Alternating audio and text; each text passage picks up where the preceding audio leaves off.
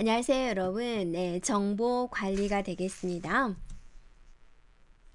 자, 우리가 파일 시스템부터 살펴보도록 하겠습니다.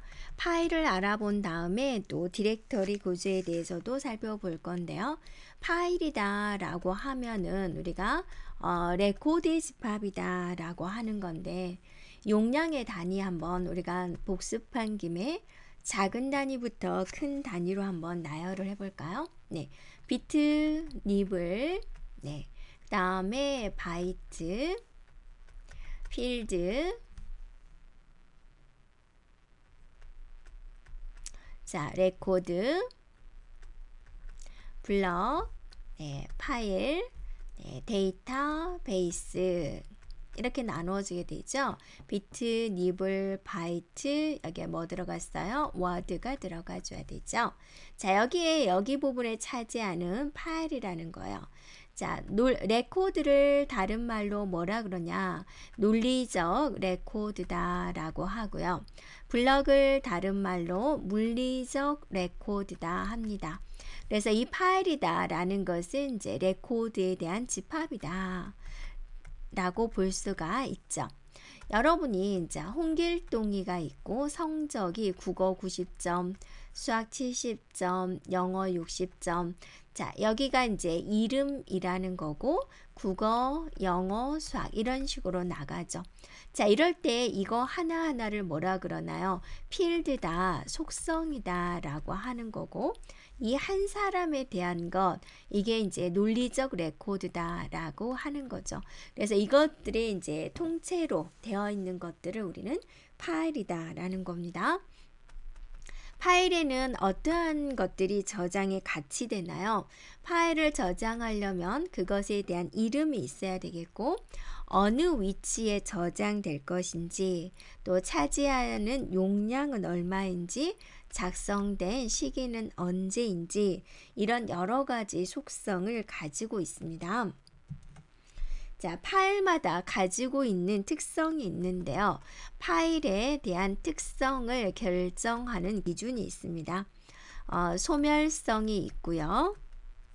네, 그 다음에 이제 활성률이 있고요.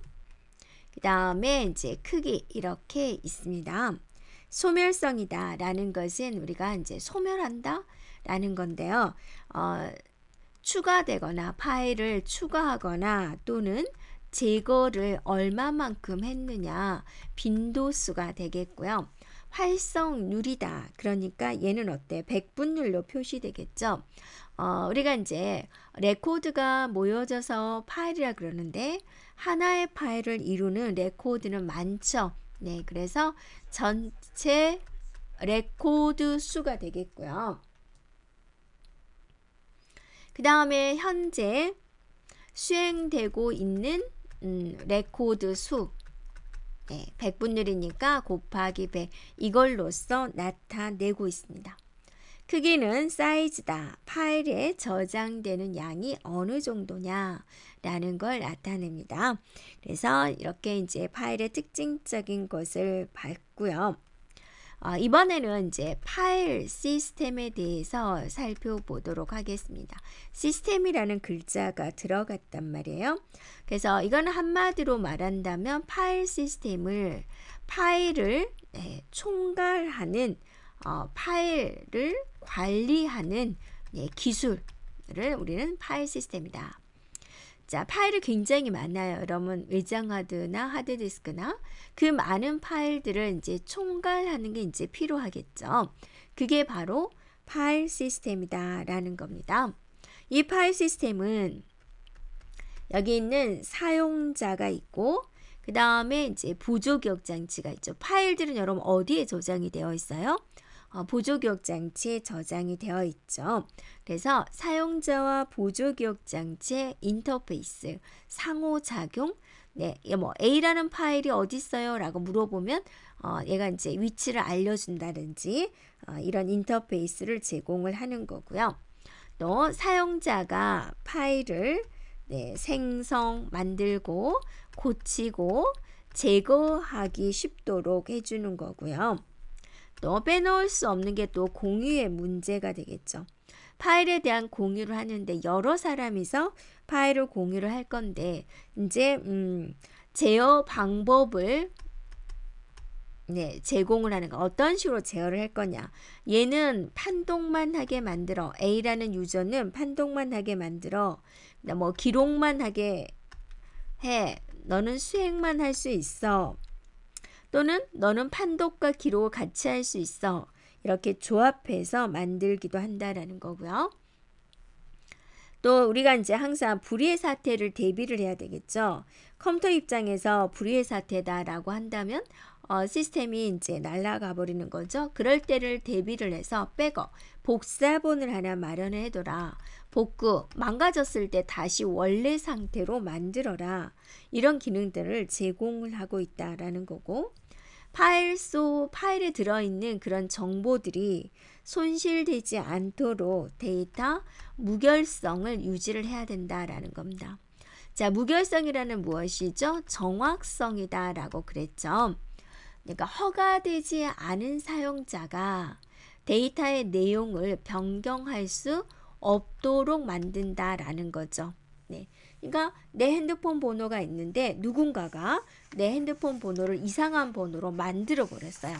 그래가지고 회사에서 중요한 내용을 내가 받지 못하게 된 거예요. 그럴 때 우리는 무결성이 유지되지 않았다. 그렇게 이야기를 합니다.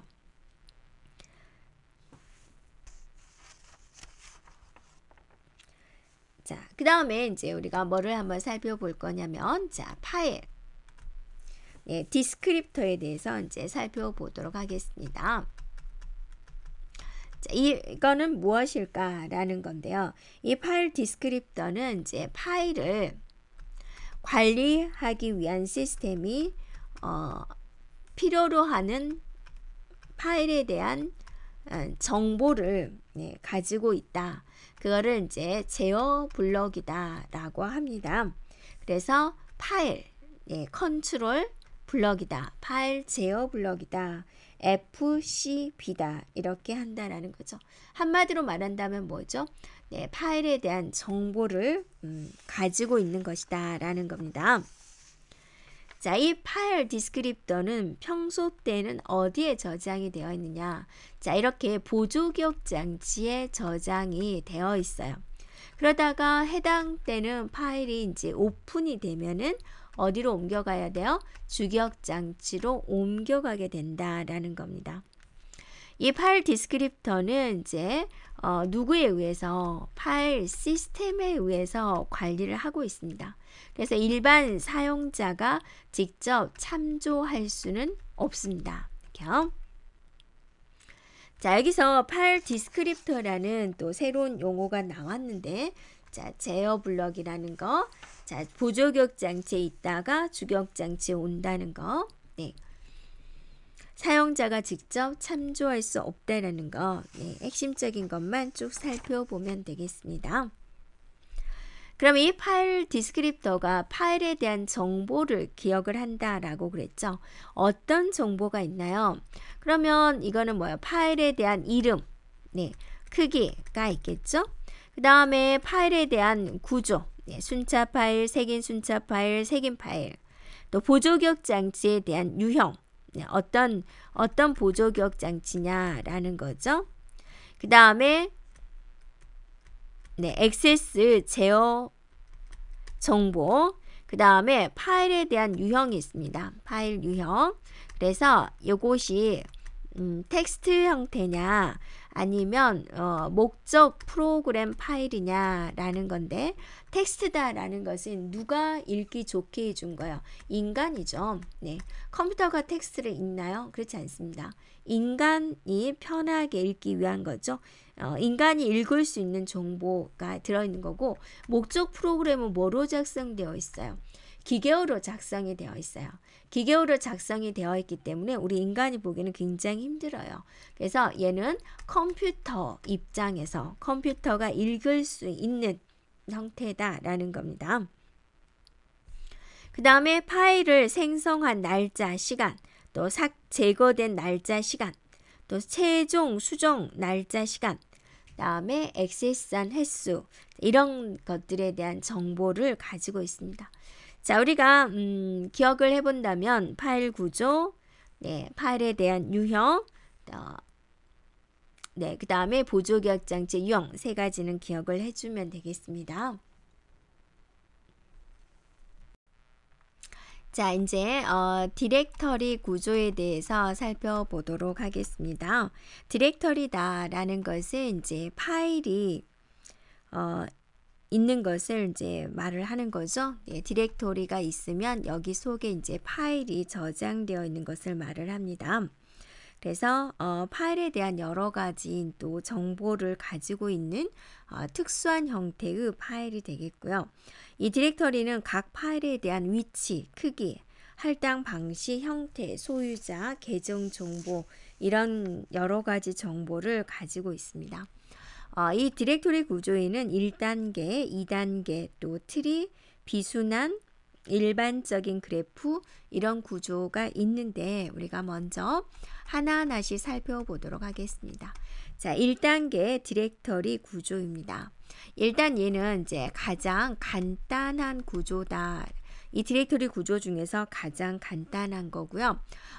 있는 모든 파일이 그냥 한 개의 디렉토리 구조에 위치한 것을 말을 해요. 그래서 디렉토리가 이렇게 있으면 여기에 이제 오밀조밀하게 파일들이 모두 있는 구조입니다. 그래서 이 하나의 디렉토리에 있기 때문에 여기 있는 파일 이름들은 어때요? 파일 이름들은 모두 달라야 되는 거죠. 네, 유일해야 된다라는 겁니다. 네, 그런데 이제 여러분이 파일이 한 10개 정도 된다. 그럼 뭐 괜찮죠. 근데 파일이 막 1000개 된다. 근데 이걸 구분하지 않고 그냥 하나의 디렉토리에 쓰고 있다. 그러면 어떠세요? 파일에 대한 관리가 굉장히 복잡해지는 거죠. 네. 그래서 이거는 뭐냐면 이제 파일에 대한 수가 이제 증가됐을 때 또는 사용자 수가 증가가 됐을 때 힘들어집니다. 그러니까 어떤 학생은 모든 파일을 그냥 바탕화면에 저장하는 습관이 있는 경우가 있죠. 물론 이제 뭐 하나, 둘, 셋, 넷, 다섯, 여섯, 일곱, 열 정도는 괜찮습니다만 파일이 막 1000개 정도 된다. 그럼 굉장히 힘들어지죠. 네, 그런 개념이다라고 보면 되겠습니다. 이게 1단계 디렉터리 구조입니다. 자, 이제 2단계 디렉터리 구조를 한번 살펴볼 건데요. 2단계는 이제 어떤 구조가 되는 거냐면 이제 여기에 마스터 파일 디렉토리다라는 게 있습니다. 마스터 파일 디렉토리. 자, 이렇게 있습니다. 그래서 사용자 1, 사용자 2, 사용자 3 이런 식으로 있으면 이 사용자가 다시 하위에 디렉터리를 이제 가리키게 됩니다. 그래서 여기를 이제 뭐라고 하냐면 사용자 파일 디렉터리다라고 이야기를 합니다. 그래서 A, B 이런 식으로 자, 여기는 뭐 C, 얘는 D, E, F 네, 이런 식으로 되어 있는 것을 말을 하고 여기에 이제 또 파일이 이런 식으로 보관되어 있는 것을 말을 하고 있습니다. 그래서 마스터 파일 디렉토리에서는 이제 어떤 걸 관리를 하느냐, 사용자에 대한 이름, 또 계정 번호, 또 사용자의 파일 디렉토리를 가리키는 포인터를 관리를 합니다. 그래서 여기서 사용자 파일 디렉토리를 가리키려면 뭐예요? 우리가 포인터로 찾아가야 되겠죠. 그 포인터를 관리를 한다라는 거고요. 사용자 파일 디렉토리는 뭐냐면 오직 한 사용자가 갖고 있는 파일에 대한 정보만 가지고 있는 거죠. 네, 단순히 파일에 대한 정보만 가지고 있다. 해당되는 사용자 파일만 관리를 한다라는 겁니다. 자, 그 다음에 이제 여러분 잘 생각해 보세요. 자, 여기에 이제 파일들이 있는데, 자, 하나의 사용자 파일 디렉토리에서는 유일한 파일 이름을 써야 됩니다. 서로 다른 파일 디렉토리에서는 동일한 이름을 사용할 수 있다. 여기가 A가 있는데 여기가 A가 있다. 상관없다라는 거죠. 자, 또 하나의 특징적인 것은 이제 무엇이냐면 다른 사용자 파일 디렉토리를 검색할 수 없습니다. 네, 그래서 이제 공유가 어렵다라는 거고요. 자, 특정한 파일을 지정할 때는 사용자 이름과 파일 이름을 함께 지정을 해줘야 됩니다. 그래서 사용자 이름 아래 파일 이름을 이렇게 적어주게 되는데 그렇게 때문에 단순히 파일 이름만 쓰는 것에 비한다면 파일 이름이 이제 이렇게 많이 길어진다라는 겁니다. 이런 특징적인 것을 가지고 있습니다. 자, 이번에는 이제 트리 디렉토리 구조에 대해서 살펴보도록 하겠습니다. 자, 트리다 그러면 이제 여러분이 이제 여기가 맨 꼭대기에 있는 거 루트 디렉토리다 라고 하고요. 거기 이제 하단에 있는 게 바로 서브 디렉토리다 라고 합니다. 그래서 루트 디렉토리 ABC가 있다. 네, ABC가 있다. 그러면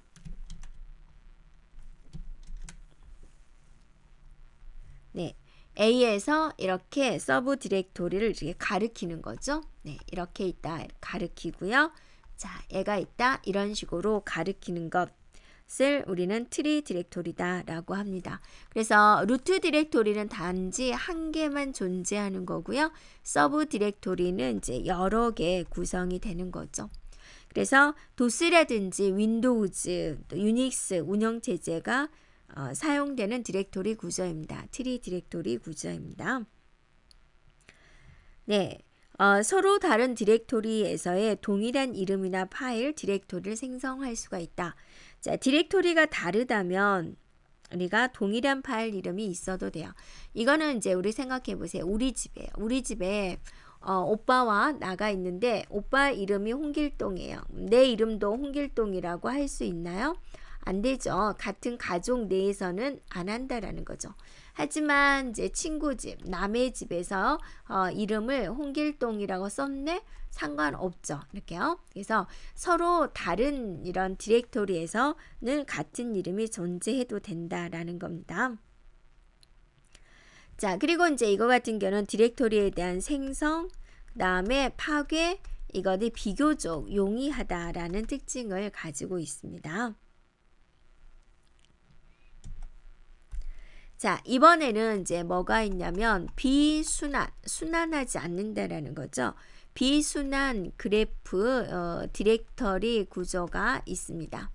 이거는 이제 어떤 모양이냐라고 본다면 일단은 비순환이니까 뭐겠습니까? 사이클이 형성되지 않습니다.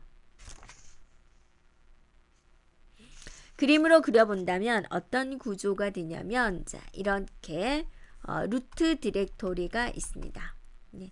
그러면 자, 여기서 이렇게 하위를 가리키는 거죠. 네. 그 다음에 여기서도 이렇게 가리키는 거고 여기에 파일이 있으면 이렇게도 이렇게 가리키는 것이고 자, 이런 방식으로 가리키는 것을 말을 합니다. 그래서 이거는 이제 디스크 공간을 전략할 수 있다라는 특징이 되어 있고요. 여러 개의 경로로 지정할 수가 있다라는 거죠. 이렇게요. 그래서 여기 있는 A라는 파일을 지정을 한다. 이렇게 지정해도 되고 이렇게 지정해도 되는 거죠. 네, 그래서 여러 개의 경로 이름을 가질 수가 있다라는 겁니다. 자, 여기서 이제 뭐냐면 우리가 이제 공유된 파일 A가 만약에 공유 데이터다 그러면 A를 이제 탐색을 할 경우에 다른 경로로 두 번씩 찾아갈 수도 있습니다. 그렇기 때문에 시스템에 대한 성능이 저하될 수도 있다라는 겁니다. 자, 여기서 또 문제점은 뭐냐면 공유된 파일을 내가 삭제를 했어요. 자, 그런데 삭제를 했으면 파일에 대한 원본이 사라지는데 거기서 포인터가 살아있는 경우가 있어요. 찾는 거죠. 100번째 있는 데이터 100번이라고 찾는 거예요. 근데 없어요. 네. 그래서 그거를 우리는 고아 포인터다라고 합니다. 네. 공유된 파일을 삭제했을 경우에 이제 포인터가 남아있는 경우 100번이라고 두는데 아무도 대답을 안 해요. 그걸 우리는 고아 포인터다라고 합니다. 자, 이제 뭐가 있냐? 일반적인 그래프 구조가 되겠습니다. 자, 이거는 사이클을 허용을 하는 구조가 됩니다. 그래서 어떤 방식이냐? 자, 루트 디렉토리가 있고요. 자, 이렇게 내려옵니다. 그래서 아까랑 비슷한 모양이 됐죠. 네. 그래서 여기에 이제 또 하이 디렉토리가 있을 수가 있고요. 자, 여기에 파일이 있습니다. 그래서 얘가 얘를 가리키는데 얘가 다시 얘를 가리키는 거죠. 네, 이게 이런 식으로 가리키나요? 네. 그 다음에 또 얘가 얘를 가리키고 또 얘가 얘를 가리키고 자, 이런 식으로 이루어지는 게 일반적인 그래프입니다. 사이클을 허용하는 거죠. 자, 이거는 이제 탐색 알고리즘이 일단은 이제 찾아가는 알고리즘이 간단합니다. 그리고 이제 액세스하기 쉽다라는 특징을 가지고 있습니다. 자, 사용되지 않은 공간은 어딨나라고 찾아야 돼요. 네, 사용되지 않은 공간 어딨나라고 찾기 위해서 자, 우리는 그거를 뭐라 그러냐? 쓰레기 수집이다 라고 합니다. 가베이지 콜렉션이다 라고 합니다. 그리고 자, 이걸 하다 보면 이제 불필요한 파일들이 생기죠.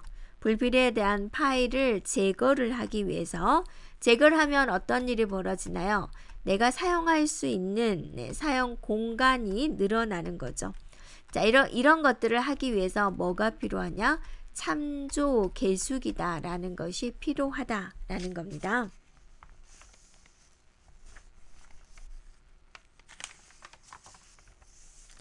자, 여기까지 우리가 이제 디렉터리 구조에 대해서 살펴보았습니다.